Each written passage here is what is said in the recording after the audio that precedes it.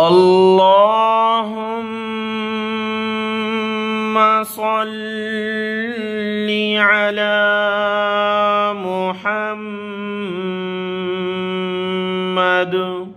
وعلى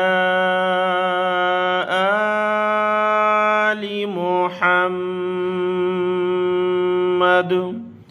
السلام علیکم ورحمۃ اللہ وبرکاتہ۔ آج کے اس سبق میں ہم سیکھیں گے سورۃ البقرہ کی آیت نمبر 163 سے 163 نمبر آیت ہے سورۃ البقرہ کی، اور پارہ نمبر 2 ہے سیقول السفہاء۔ اور یہ جو مکمل رکوع آج کے سبق میں ہم پڑھنے والے ہیں، اس رکوع میں اللہ تبارک و تعالی نے توحید کا ذکر کیا ہے کہ تم سب کا معبود ایک اکیلا اللہ ہے، اور توحید کے اس دعویٰ کے بعد کہ اکیلا اللہ ہے تو اس کی کیا نشانی ہے، تو یہ پوری کائنات کا ذکر اللہ نے فرمایا اگلی آیت میں کہ اس کائنات، آسمان، زمین اور موسموں کی تبدیلی، ہواؤں کی تبدیلی اور برسات کا نظام، بارش کا نظام اور جو فصلیں پیدا ہوتی ہیں، یہ تمام نظام تم دیکھتے ہو، یہ سارے معبود کے ایک ہونے کی دلیل ہے۔ اور تم سب کا جو مشرک ہے، منافق ہے، یہودی ہے، عیسائی ہے، مسلمان جو بھی ہے انسان، اللہ نے فرمایا تم سب کا معبود ایک اکیلا ہے۔ آیت شروع کرتے ہیں۔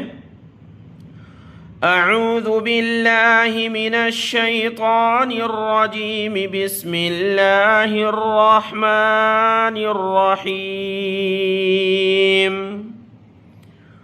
وَإِلَٰهُكُمْ إِلَٰهٌ وَاحِدٌ لا الہ الا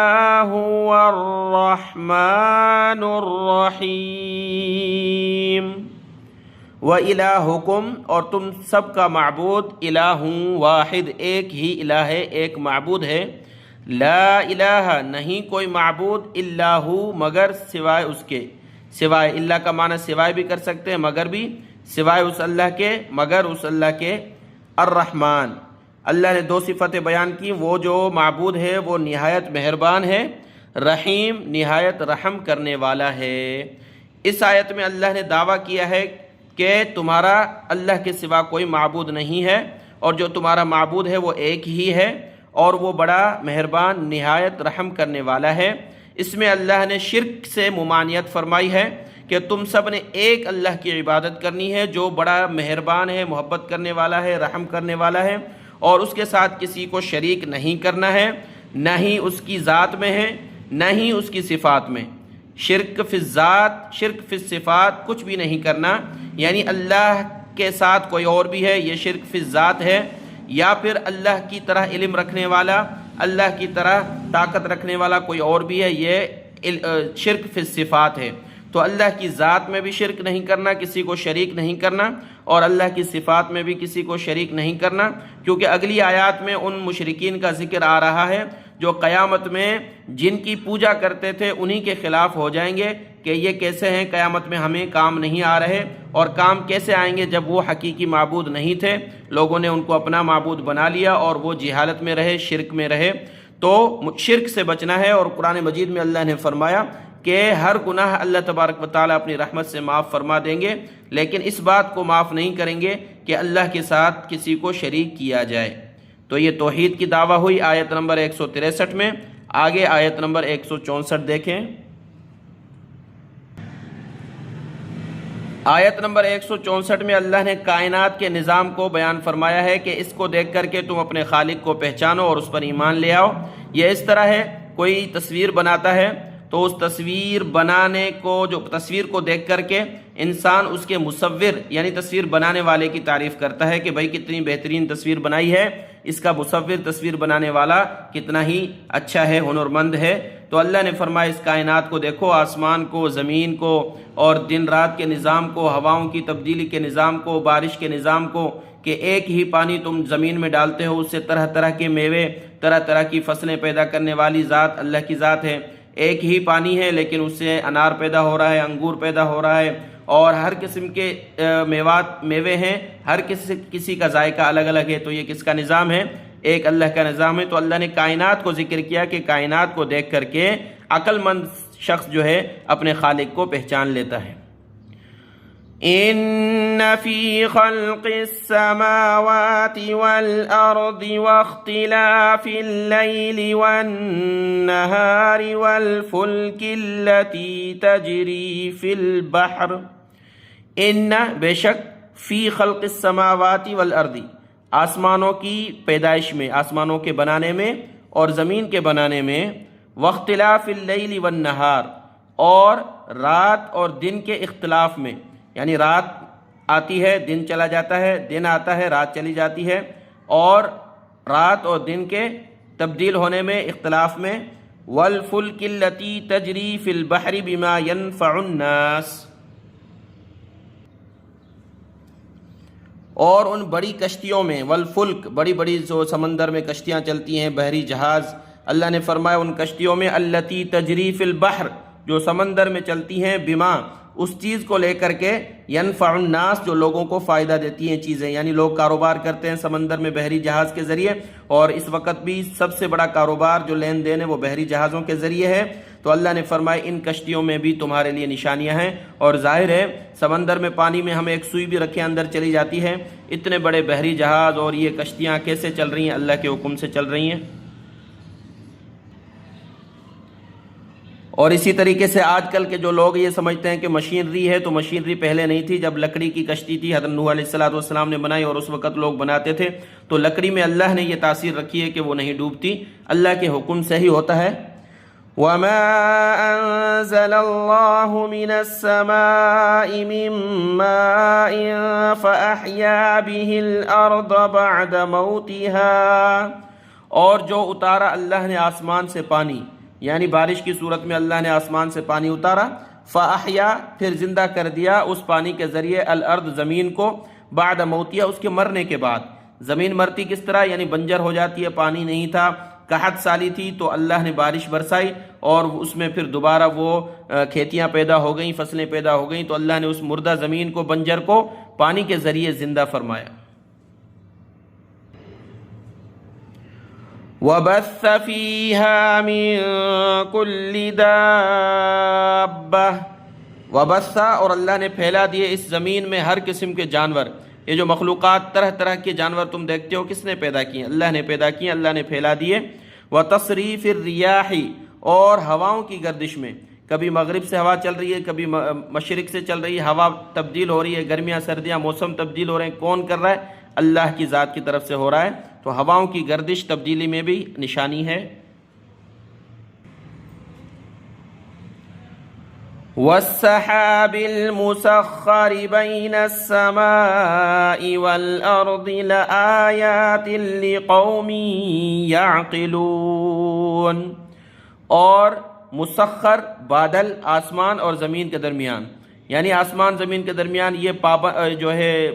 کام میں لگائے ہوئے، مسخر یعنی تسخیر کیے ہوئے، کام میں لگائے ہوئے بادل جو درمیان میں رہتے ہیں، یہ لآیات لقوم یعقلون، یہ تمام جو پیچھے باتیں بیان ہوئی تمام یہ نشانیاں ہیں ایسے لوگوں کے لیے جو عقل رکھتے ہیں، عقل سے کام لیتے ہیں، وہ اس بات کو سوچ سکتے ہیں کہ بالکل حقیقت ہے یہ سارا نظام ایسے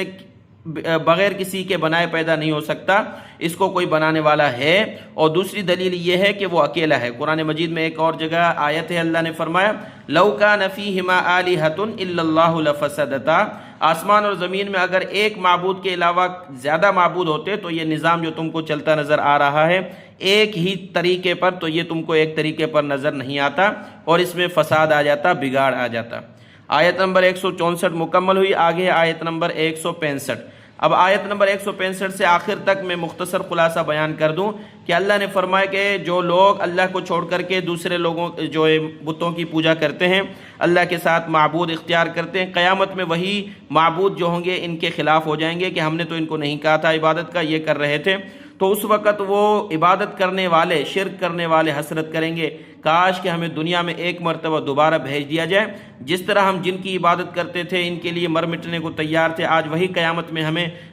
دھتکار رہے ہیں، دور بھگا رہے ہیں کہ ہم نے ان کو عبادت کا نہیں کہا تھا۔ ہم بھی اسی طرح دنیا میں جا کر کے ان کو دھتکار دیں، جس طرح دنیا میں ہم اس کی عزت کرتے تھے، ان کو ذلیل کریں اور ان کو دھتکار دیں کہ ہم تمہارا نہیں مانتے، تمہاری بات نہیں مانتے، کاش کہ ہم دنیا میں لوٹ جائیں، لیکن دنیا میں لوٹنا نہیں ہوگا۔ تو ان آیات اگلی آیات میں یہ ذکر ہے۔ آیت نمبر 165 دیکھیں، وَمِنَ النَّاسِ مَن يَتَّخِذُ مِن دُونِ اللَّهِ أَندَادًا يُحِبُّونَهُمْ، اور لوگوں میں سے بعض ایسے ہیں من یتخذ، جنہوں نے بنا لیا ہے، جو بناتے ہیں من دون اللہ، اللہ کے علاوہ، اندادن شریک، اللہ کے ساتھ یا پھر اللہ کو چھوڑ کر کے دوسرے بتوں کی پوجا کرتے ہیں، ان کو شریک بناتے ہیں۔ یحبونہم، وہ جو عبادت کرنے والے ہیں ان اپنے بتوں سے اتنی محبت کرتے ہیں، یحبونہم کحب اللہ،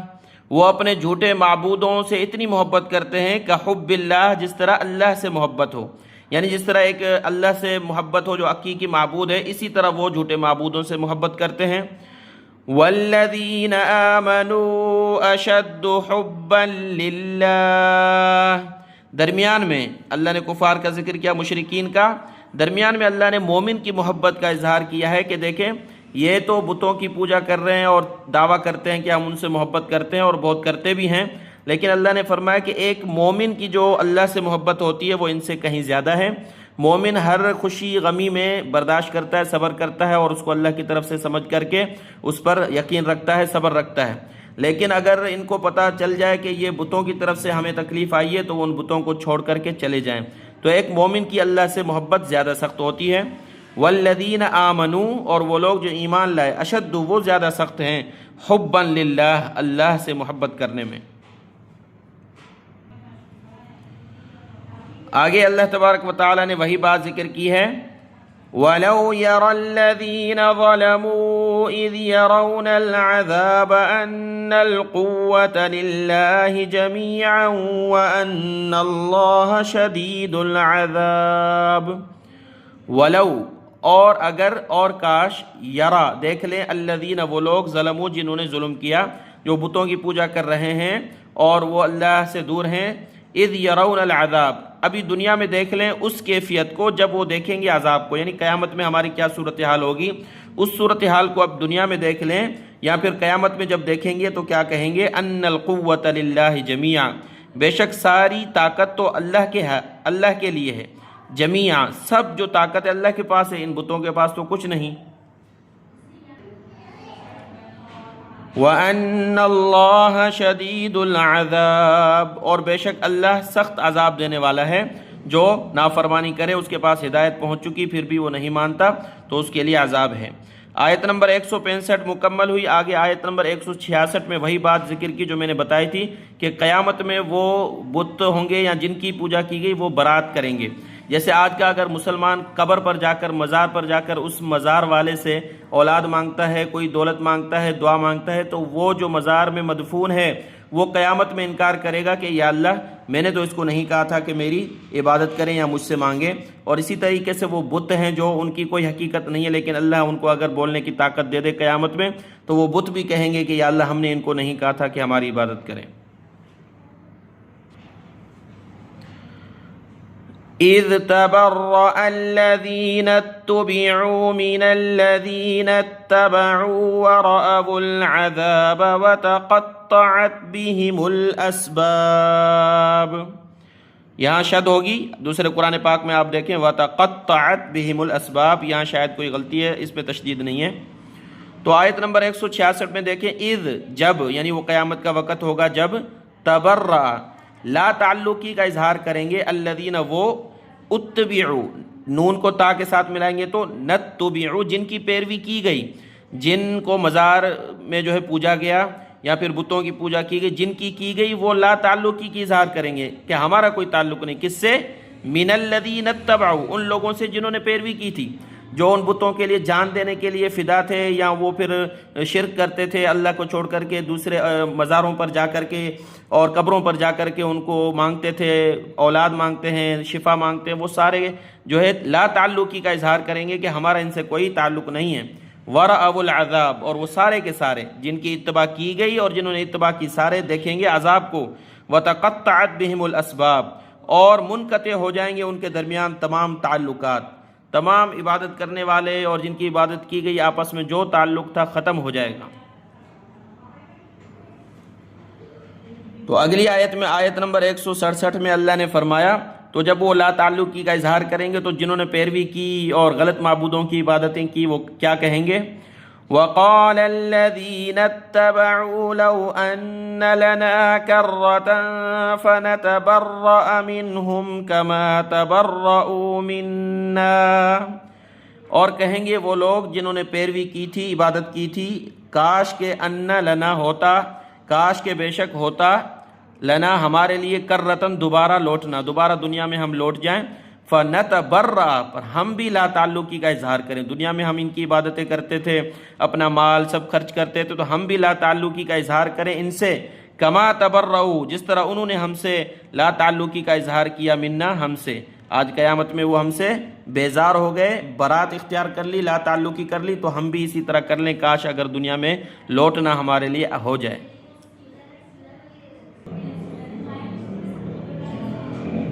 كَذَلِكَ يُرِيهِمُ اللَّهُ أَعْمَالَهُمْ حَسَرَاتٍ عَلَيْهِمْ، اسی طرح دکھائے گا ان کو اللہ ان کے اعمال حسرتیں بنا کر ان پر، یعنی جو اعمال کیے کسی کام کے نہیں ہوں گے، کیوں؟ کیونکہ اللہ کے لیے نہیں کیے، ایمان نہیں تھا، تو وہ ساری محنت ان کی بیکار اور وہ سارے اعمال ان کے ان پر حسرت ہوں گے۔ تو اللہ نے دنیا میں ہی یہ بات واضح کر دی ہے، اسی لیے جتنے لوگ بھی شرک کرتے ہیں اللہ کے ساتھ وہ توحید پر آ جائیں، ایک اللہ کی عبادت کریں، اور جتنے مشرکین ہیں وہ اپنی جو ہے ہدایت پر آ جائیں اور راہ راست پر آ جائیں۔ اللہ سب کو ہدایت عطا فرمائے۔ آخری ٹکڑا ہے اس کا، وَمَا هُمْ بِخَارِجِينَ مِنَ النَّارِ، اور وہ آگ سے نکلنے والے نہیں ہیں۔ جو کہ شرک کیا تھا، مشرک ہے، تو اس کے لیے سزا ہے، تو اللہ نے فرمایا وہ اس آگ میں رہیں گے۔ یہ رکوع مکمل ہوا آیت نمبر 167 تک۔ اس سبق کو اچھے طریقے سے دیکھ لیں، دعاؤں میں یاد۔ السلام علیکم ورحمۃ اللہ وبرکاتہ۔